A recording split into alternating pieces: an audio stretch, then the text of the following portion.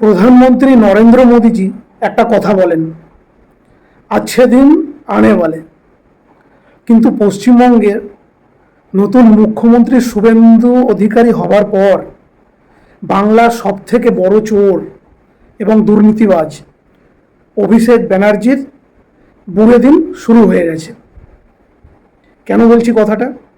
গতকাল কলকাতা নগর নিগম থেকে অফিসাররা এসে হরিশ্চন্দ্র বোস রোডের ভবানীপুরের তার শান্তিনিকেতন নামক যে বিশাল বড় অবৈধ বাংলো রয়েছে তাতে নোটিশ দিয়ে গেছেন। এবার তারা নোটিশ লাগানোর পর যখন চলে যায় তখন সঙ্গে সঙ্গে নোটিশটাকে রিমুভ করা হয়েছে।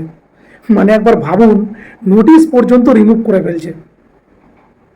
এরা মনে করছে নোটিশ রিমুভ করে ফেললেই কোনো রকম আইনত কেস হবে না। মানে একবার ভাবুন, কিছু কিছু বাচ্চারা যখন চোখ বন্ধ করে থাকে ভয়ে আর মনে করে যে চারিদিকে অন্ধকার, আমাকে কেউ দেখতে পাচ্ছে না, ঠিক এইরকম থিওরি অ্যাপ্লাই হচ্ছে। নোটিশ পর্যন্ত রিমুভ করে ফেলছে। নোটিশ একটা ছিড়ুক আর পাঁচটা, দরকার পড়লে তারা সাইনবোর্ড টানিয়ে দিয়ে যাবে বাংলোর সামনে, তাতে কি আছে।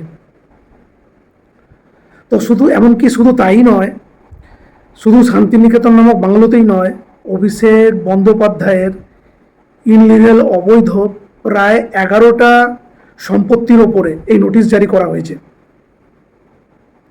মানে ভাবুন, যে এই মানুষটা কথায় কথায় সবাইকে চ্যালেঞ্জ দিয়ে বেরোতো, তোকে দেখে নেবো, তোকে দেখে নেবো, ওকে দেখে নেবো, অমুক ডেটে দেখে নেবো, বিশাল কথায় কথায় চ্যালেঞ্জ সর্বদা। আজ সে বাংলো থেকে বাইরে বেরোচ্ছে না। এমনকি তার বাংলোটা এখন সেলফি পয়েন্ট হয়ে গেছে।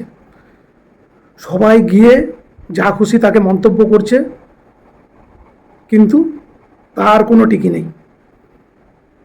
এমনকি কেউ কেউ গিয়ে তার বাংলোর গেটের সামনে টয়লেট পর্যন্ত করে আসছে। এই অবস্থা এখন চলছে। পুষ্পা ঝুঁকবে না ঝুঁকবে না, পুষ্পা ঝুঁকে গেছে। পুলিশ একই রয়েছে, শুধু জাস্ট সরকারটা পরিবর্তন হয়েছে। 15 থেকে 20 দিনের মধ্যে রেজাল্ট আমরা দেখতে পাচ্ছি। একজন সামান্য বিধায়ক হয়ে আজকে হাজার হাজার কোটি টাকার মালিক।